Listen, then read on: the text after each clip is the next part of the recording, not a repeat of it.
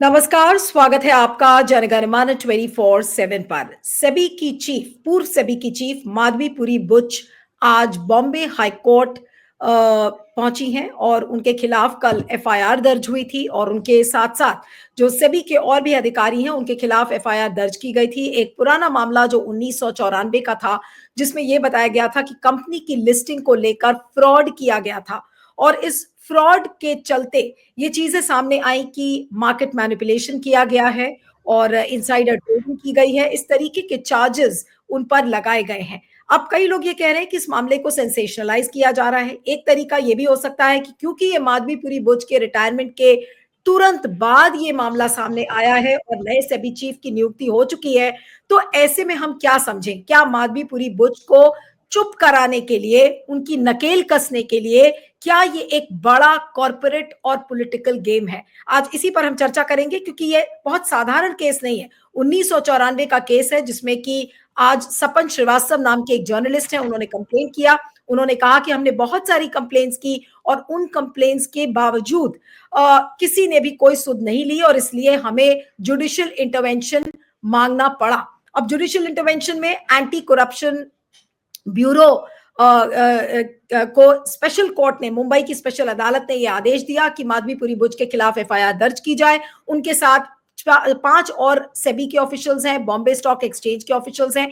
और अब जब ये मामला आज बॉम्बे हाई कोर्ट में इस एफआईआर को चुनौती माधवीपुरी बुच ने दिया है, तो इसमें जो सेबी के ऑफिशियल्स हैं उनके केस का रिप्रेजेंटेशन तुषार मेहता कर रहे हैं जो कि सोलिसिटर जनरल है। उसके अलावा अमित देसाई हैं जो कि बॉम्बे स्टॉक एक्सचेंज के जो 2 लोग हैं उनका प्रतिनिधित्व कर रहे हैं। यानी कि सरकार एक तरीके से केस को बचा भी रही है और माधवीपुरी बुच पर नकेल भी कस रही है।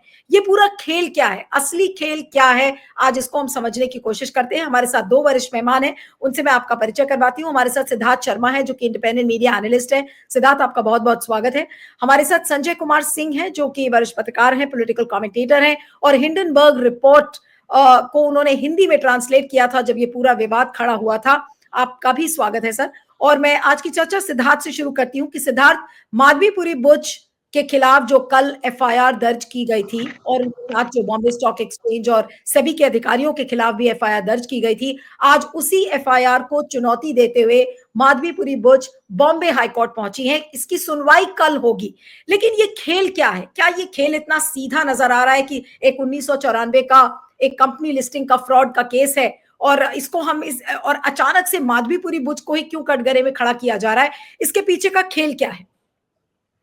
जी, मेरे ख्याल से माधवीपुरी बुच एक ऐसी अंपायर थी जिन्होंने अडानी वाले मैच में गलत निर्णय दिया। अडानी आउट थे, उन्होंने नॉट आउट दिया और अब क्योंकि मैच खत्म हो गया है और वो अंपायर नहीं रही, कहीं ऐसा ना हो कि उस अंपायर ने वो निर्णय किस दबाव में दिया, वो अंपायर मैच खत्म होने के बाद बता दे। इसीलिए माधवीपुरी बुच को आ, नकेल कसने के लिए, जैसे आपने कहा, उनके खिलाफ इंश्योरेंस है कि वो कुछ बोले नहीं, इसीलिए एफआईआर फाइल की गई है। ये एफआईआर 2 दिन पहले भी फाइल हो सकती थी। अगर 1994 का केस है तो वो 2 दिन बाद जो एफआईआर फाइल हो रही थी वो 2 दिन पहले क्यों नहीं फाइल हुई? ये तो ऐसा ही हुआ कि किसी क्रिकेट मैच में किसी टीम को अंतिम गेंद में 10 रन बनाना है और उसने छक्का मार दिया, तो आप छक्का भी मार के वो मैच हार जाओगे क्योंकि आप अंतिम गेंद पर मारे हो। छक्का ही मार रहा था तो एक गेंद पहले मारते, दो बॉल बची है उसमें आप छक्का मार देते तो आप मैच जीतने की स्थिति में रहते। तो ये बिल्कुल स्पष्ट है कि अदानी वाले केस में, क्योंकि सेबी जो है, सेबी एक ऐसा एम्पायर होता है जो कि भारत जैसे क्रिकेट मैच होता है तो क्रिकेट मैच में आउट होने के 10 तरीके होते हैं, फील्डर कहाँ खड़ा होता है, बॉलर ने कौन सा 6 बॉल किया, बहुत सारी चीजें अंपायर को देखनी पड़ती है। उसी तरह से स्टॉक मार्केट में छोटे निवेशकों से लेके दुनिया भर के बड़े बड़े निवेशक जो अरबों खरबों रुपए लगाते हैं, वो ढंग से लगे, वहां पर कोई गलती ना हो, वहां पर किसी तरह का मतलब वो व्यवस्थित ढंग से चल सके। इसीलिए सेबी नाम की संस्था है जो कि अंपायर का काम करती है। और अदानी के मामले में ये बिल्कुल स्पष्ट हो गया कि जैसे ही अमेरिका के, जैसे भारत में सेबी है वैसे ही अमेरिका में एसईसी है, सिक्योरिटी एक्सचेंज कमीशन, उसने जब कह दिया कि अदानी ने भारत में घूस देने के लिए अमेरिका में पैसा निवेश करवाया था, तो जैसे ही कोई एक केस अमेरिका में रजिस्टर होता है, कहीं ना कहीं उसका कुछ ना कुछ उसकी तफ्तीश, उसकी कम से कम एक फाइल तो कम से कम भारत में सेबी को खोलनी चाहिए थी। लेकिन सेबी ने वो नहीं खोला। वो खोलने का काम माधवीपुरी बुच का था। लेकिन उस मैच में अदानी को अमेरिका में आउट देने के बावजूद भारत के अंपायर ने उसको नॉट आउट दिया।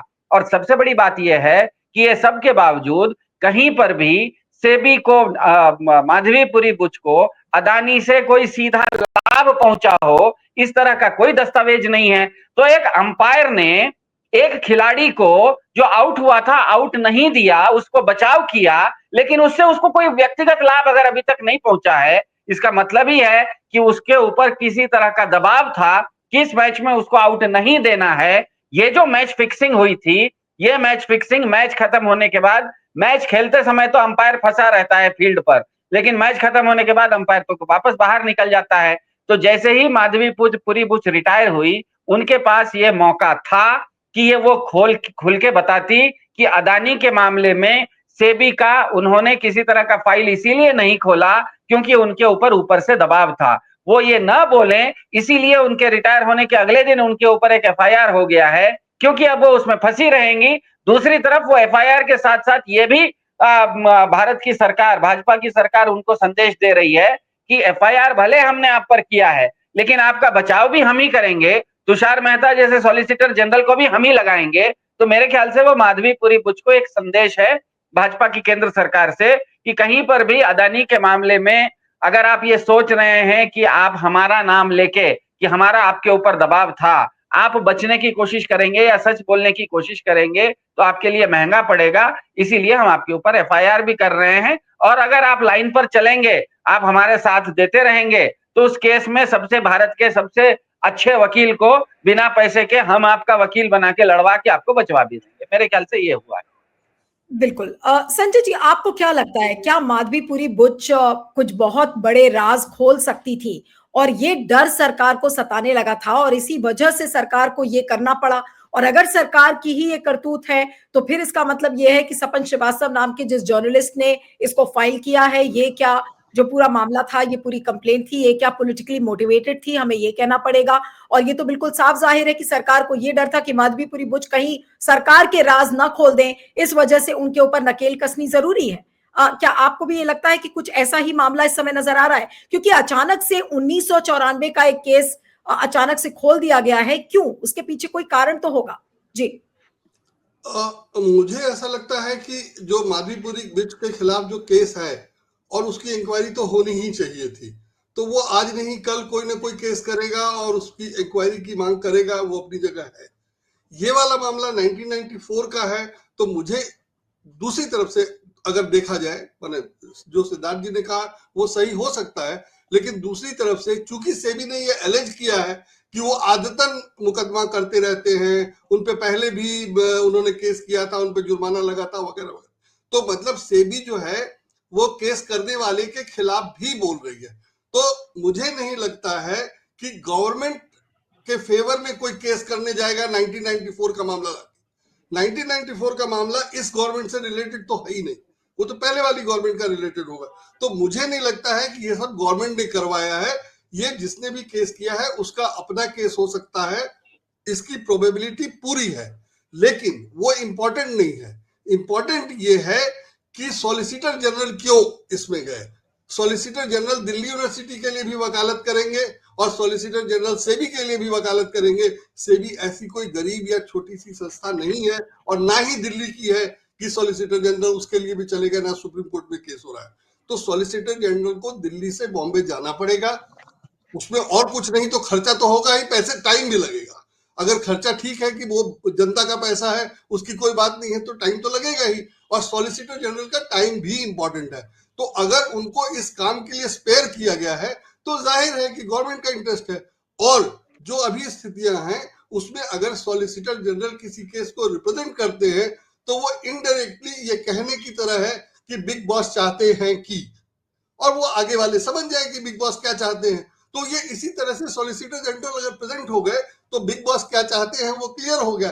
तो सामने वाले जज को अब समझना है, अगर नीचे सॉलिसिटर जनरल नहीं थे और कोर्ट ने ये ऑर्डर कर दिया कि इंक्वायरी हो जाए, तो उसको रोकने के लिए एक ही दिन में कार्रवाई हो गई। ये एक दिन की कार्रवाई अपने आप में अजीब है, और सरकार इतनी जल्दी सक्रिय हो जा रही है और कर रही है। तो जाहिर है सरकार का इंटरेस्ट है इसमें, केस करने वाले का इंटरेस्ट हो या ना हो, मुझे नहीं लगता है कि माधवीपुरी बुच को ने अगर कुछ किया है तो उनको सरकार को ये बताना पड़ेगा कि हम तुम्हारी सुरक्षा दे रहे हैं। उन्होंने इतना रिस्क तो लिया ही है कि हम सरकार के लिए काम करेंगे, उसका फायदा जो मिलना है मिलेगा, नहीं मिलना है नहीं मिलेगा, और खतरा है, नुकसान जब होना होगा होगा। तो मुझे नहीं लगता है कि ये माधवीपुरी बुच चाहती होंगी या उनको ये इस एश्योरेंस की भी जरूरत है। उन्हें इस एश्योरेंस की जरूरत नहीं है और सरकार को ये देने के लिए ये सब करने की जरूरत नहीं है। लेकिन मुझे लगता है कि स्वपन सिन्हा का केस जो है वो बिल्कुल अलग, इंडिपेंडेंट है, और चूंकि माधवीपुरी बुच फंस रही है और फंसेंगी तो सब कुछ निकल के आएगा, इसलिए सरकार को बचाना जरूरी है और सरकार इसलिए ये सब कर रही है। और उसमें अटॉर्नी जनरल का पेश होना सबसे इंपॉर्टेंट है, जो प्रूव करता है कि सरकार इसमें रिस्क लेना नहीं चाहती है।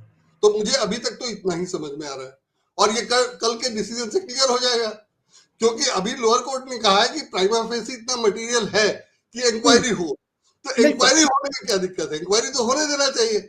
इंक्वायरी पुलिस की इंक्वायरी होनी है, आप उसको हमेशा हायर कोर्ट में चैलेंज कर सकते हैं। तो बिल्कुल। इंक्वायरी हो जाने देते, उसको हायर कोर्ट में चैलेंज करते, जो नहीं, अब करते। संजय जी, इसका मतलब ये है कि माधवीपुरी बुच की इंक्वायरी होना तय है, लेकिन उस इंक्वायरी में बाकी लोग भी तो सरकार के फंस सकते हैं, ऐसा तो नहीं है? या फिर इंक्वायरी भी चलेगी और माधवीपुरी बुच चुप भी रहेंगी? क्या ये दोनों नहीं टैक्टिक्स सरकार खेलने की कोशिश कर रही है? नहीं नहीं, ये तो इस बात पे डिपेंड करेगा कि कल क्या डिसीजन होता है, और कल ये डिसीजन यही होगा कि रोक दिया जाएगा। 99% प्रोबेबिलिटी है, जब सॉलिसिटर जनरल वहां हैं तो सबको पता है कि बिग बॉस क्या चाहते हैं, और बिग बॉस क्या चाहते हैं और वो नहीं किया जाएगा तो क्या होगा, उसके लिए हम जज लोया का केस जानते हैं, और जब हम जानते हैं तो जज लोग तो जानते ही होंगे। तो सबको पता है कि बिग बॉस जो चाहते हैं वो नहीं करने पे क्या होगा। तो जज लोया का केस, अगर किसी की डेथ की केस की इंक्वायरी नहीं होती है तो ये सब तो छोटा मोटा मामला है।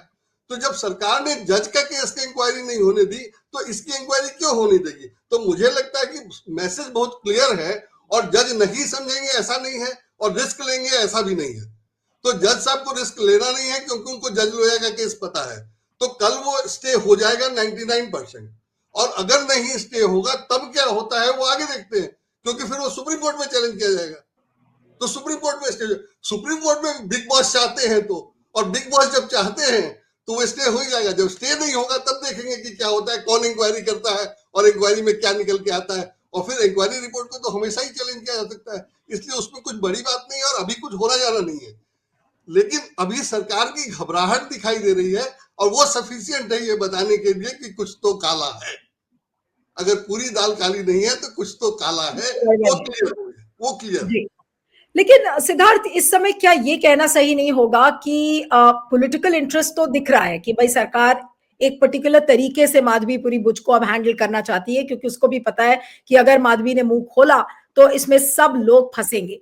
लेकिन जो कॉर्पोरेट ताकतें हैं, जो इस समय सेबी के पीछे पूरा कॉर्पोरेट जगत लगा रहता है, अपना कुछ ना कुछ उसका वेस्टेड इंटरेस्ट होता है, तो आज उनको हम कैसे देखेंगे? क्या आज कॉर्पोरेट ताकतें क्या इस केस में नहीं लगी होंगी? उनका कोई वेस्टेड इंटरेस्ट नहीं होगा? तो क्या ये एक मिला जुला पॉलिटिकल और कॉर्पोरेट खेल है इस समय माधवीपुरी बुच को फंसाने का? क्या गारंटी है कि आज बड़ी कॉर्पोरेट ताकतें इस खेल के पीछे नहीं होंगी? संभव है। और जिस तरह से संजय भाई ने कहा कि ये एक इंश्योरेंस पॉलिसी है कि माधुरी एफआईआर एफआईआर होते ही ये पक्का हो गया कि माधवीपुरी बुच बाहर जाके कहीं पर भी मैच फिक्सर कौन है इसका नाम नहीं लेंगी। और आप सॉलिसिटर जनरल जैसे व्यक्ति को माधवीपुरी बुच के बचाव में वकील करके ये तय कर रहे हैं कि कोर्ट में भी इस तरह का कोई दबाव उनके ऊपर नहीं आएगा, क्योंकि कोर्ट में भी कभी-कभी आ जाता है कि आप हलफनामा दीजिए। कोर्ट भी कभी-कभी कह देता है कि इस मामले में हलफनामा दीजिए। तो वहां पर भारत के सबसे बड़े वकील को देके बीजेपी ये भी निश्चित कर रही है कि कोर्ट में भी उनको सच बोलने की जरूरत न पड़े, अच्छे से अच्छे वकील मिल जाए। एफआईआर ये निश्चित करेगा कि वो बाहर जाके इस विषय में न बोले। अब यह विषय पर आते हैं जो आपने सवाल पूछा कि माधवीपुरी बुच के बारे में हम सबको पता है कि अडानी से उनकी भेंट हुई थी। इसमें आज ही हमने देखा काफी सारे आरटीआई किसी ने फाइल किया था कि अगस्त 2022 में गौतम अडानी का माधवीपुरी बुच के साथ सेबी के दफ्तर में मीटिंग हुई थी। अब ये तो ऐसा ही है कि कोई मैच होने वाला है और खिलाड़ी और अंपायर अलग से मिल रहे हैं, जो कि होता नहीं है। तो अगर अडानी माधवीपुरी बुच से मिल सकते हैं, तो माधवीपुरी बुच भी सेबी के चेयरमैन के नाते भारत में जो और कॉर्पोरेट हाउसेस हैं, क्योंकि हमें पता है कि पिछले 10 साल में भाजपा सरकार कुछ ही कॉर्पोरेट हाउसेस के ऊपर विशेष अनुग्रह रखती है। उनको उनके लिए स्पेशल प्रोविजंस देती है, उनके ऊपर विशेष आशीर्वाद है।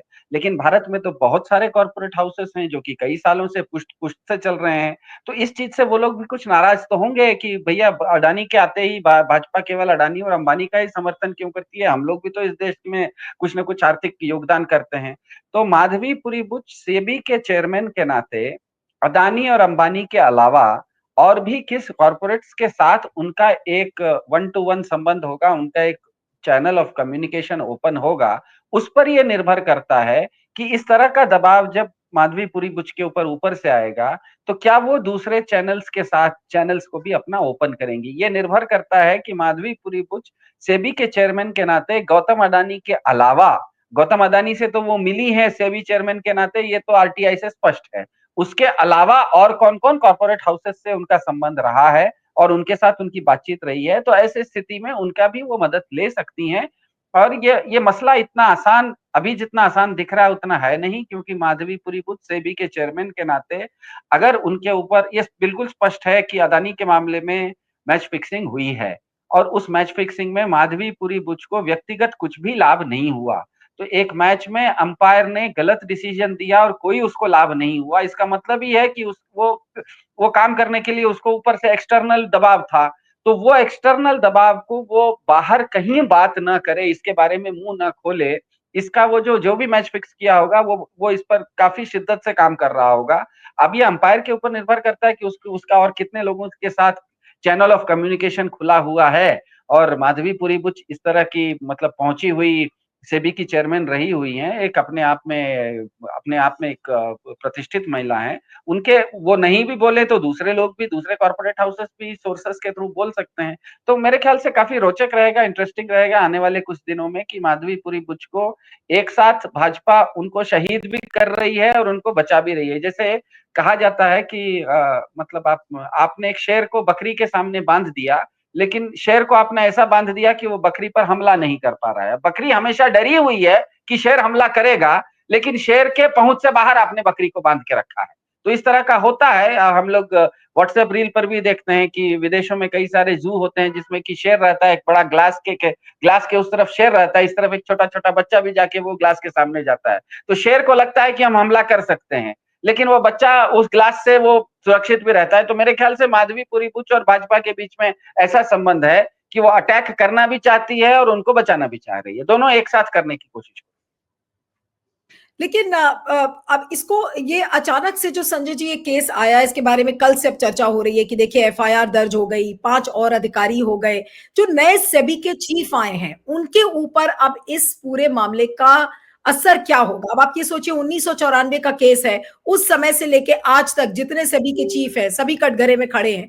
अब ये जो नए वाले आए हैं इनके ऊपर क्या जिम्मेदारी इस समय बनेगी। वो ये देख रहे हैं कि माधवीपुरी बुच भी फंसी है, उसके पहले वाले जो सेबी चीफ्स हैं उनके ऊपर भी इनएक्शन का आरोप लगेगा ही लगेगा कि भाई उनको सब कुछ पता था लेकिन फिर भी मार्केट मैनिपुलेशन हुआ, फिर भी इनसाइडर ट्रेडिंग हुई। इसी तरह से कंपनी की लिस्टिंग हुई जिस पर्टिकुलर केस में सपन श्रीवास्तव ने फाइल की है ये कंप्लेंट। तो गाज तो पूरी तरह से सेबी भी फंस गया है। और अब ये नए वाले जो सेबी चीफ हैं तुहिन पांडे, ये किस तरीके से इन्वेस्टर्स का कॉन्फिडेंस अब रिस्टोर करेंगे। और अभी मोदी जी 3-4 दिन पहले कहते हुए आए नजर आ रहे थे कि देखिए ग्लोबल को जो हमारे इन्वेस्टर्स हैं उनका कॉन्फिडेंस वापस आ रहा है और हम कोशिश कर रहे हैं कि ग्लोबल इन्वेस्टर्स यहाँ इन्वेस्ट करें।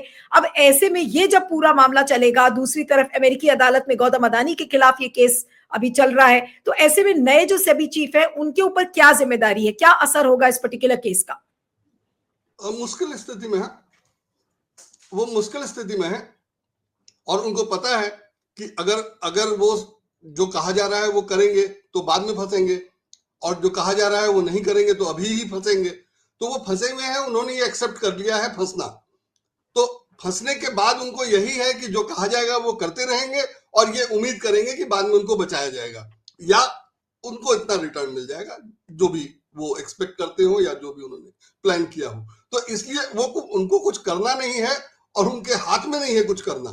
और तमाम लोग सरकारी नौकरी इसीलिए छोड़ के जा रहे हैं क्योंकि बहुत जगह ये स्थिति हो गई है कि आप अपने मन की कर नहीं सकते, जो ठीक है वो कर नहीं सकते, जो दबाव है वो करेंगे तो अभी नहीं बाद में फंसेंगे। माधवीपुरी बुच के मामले में भी केस हुआ है तो यही प्रूव हो रहा है कि भाई केस तो चलता रहेगा भाई। अभी अभी मोदी जी प्राइम मिनिस्टर, अभी बीजेपी की गवर्नमेंट जब नहीं रहेगी तब केस होगा, तब उनको जवाब देना पड़ेगा, जवाब तो देना ही पड़ेगा। और सरकारी नौकरी में रहकर आपने गड़बड़ की है तो आपको डर करके तो रहना ही पड़ेगा। तो इसीलिए इस डर से बचने के लिए बहुत लोग नौकरी छोड़ करके जा रहे हैं, इंक्लूडिंग पिछले इलेक्शन कमिश्नर ने रिजाइन कर दिया था एन मौके पे, इलेक्शन से ठीक पहले। वहां दिलचस्प ये था कि वो एक्सेप्ट हो गया, तुरंत एक्सेप्ट क्यों हुआ वो अलग कहानी है। तो खैर, लेकिन ये उनकी मुश्किल तो है ही है कि उनको क्या करना है, वो जो भी करेंगे फंसेंगे। और इस तरह की अगर इस तरह की सरकार होती है और इसमें अगर आप पॉलिटिकल वो बनते हैं, टूल बनते हैं, तो इतना रिस्क आपको लेना ही है। तो वो वही करेंगे जो उनसे कहा जाएगा, वो कुछ अलग कर नहीं सकते हैं। और सरकार इतनी कॉम्पिटेंट नहीं है कि वो कुछ बढ़िया कर सके। उसको सिर्फ चलाते रहना है काम, बचाते रहना है, चलाते रहना है और बचाते रहना है।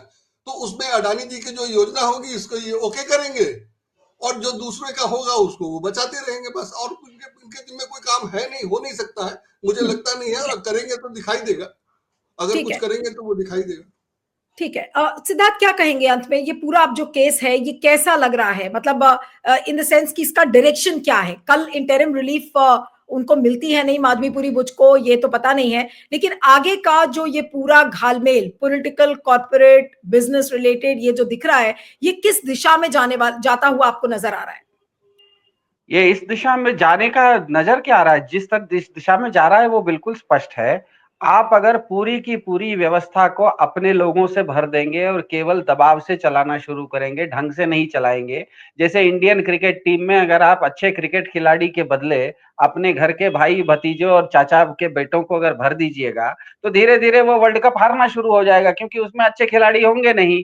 तो इसीलिए आप पिछले 5 महीनों से देख रहे हैं कि शेयर बाजार धड़ाम धड़ा गिर रहा है और करीब 28 साल के सबसे लोएस्ट रेट पर जा चुका है, क्योंकि इसमें बात अब पॉलिटिक्स नहीं रही, बात इसमें कॉर्पोरेट नहीं रही।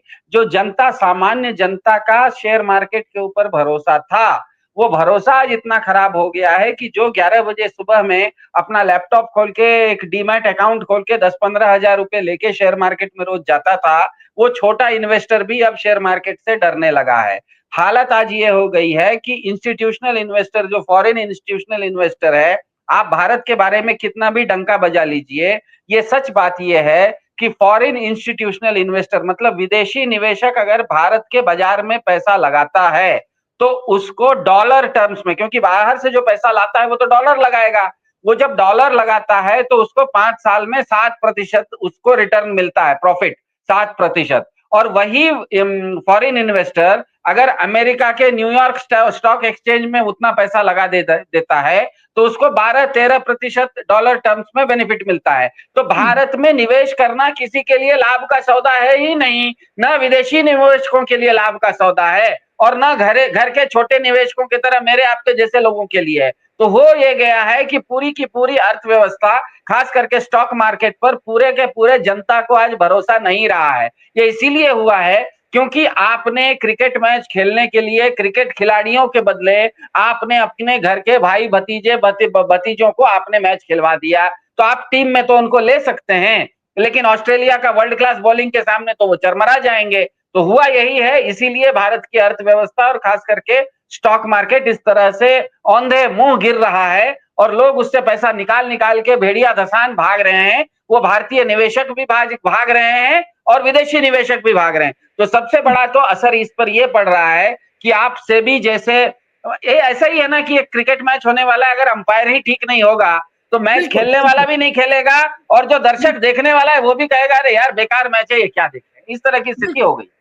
बिल्कुल। अब अंत में संजय जी, तो इस समय माधवी बुच की जो हालत है वो यही है कि ऐसे आदमी की तरह जिसको कि पानी में डुबो डुबो के मारा जाता है, कुछ उसी तरीके की स्थिति क्या माधवीपुरी बुच की हो गई है कि भाई उनको इसी तरह से सफोकेट करो, उनके ऊपर नकेल कसो ताकि वो चू भी ना कर पाए और वो विदेश भी ना जा पाए, क्योंकि डर ये है कि वो कुछ भी बोल सकती हैं, कोई भी खुलासे कर सकती हैं। जी संजय जी, बहुत संक्षेप में। हाँ। नहीं, मुझे ऐसा नहीं लगता है। मुझे इतना एश्योरेंस, माने उनको इतना एश्योरेंस तो होगा ही, तभी उन्होंने ये काम किया है।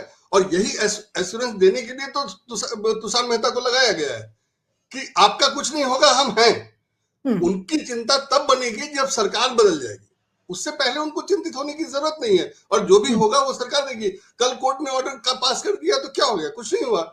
आज हाई कोर्ट में गया, कल सुप्रीम कोर्ट में जाएगा और इंक्वायरी भी हो जाएगी तो सब कुछ निकल, और इंक्वायरी भी हो जाएगी तो सेबी माने माधवी बुच का क्या निकलना है, जो गड़बड़ हुई है वो खुलासा हो जाएगा उसका।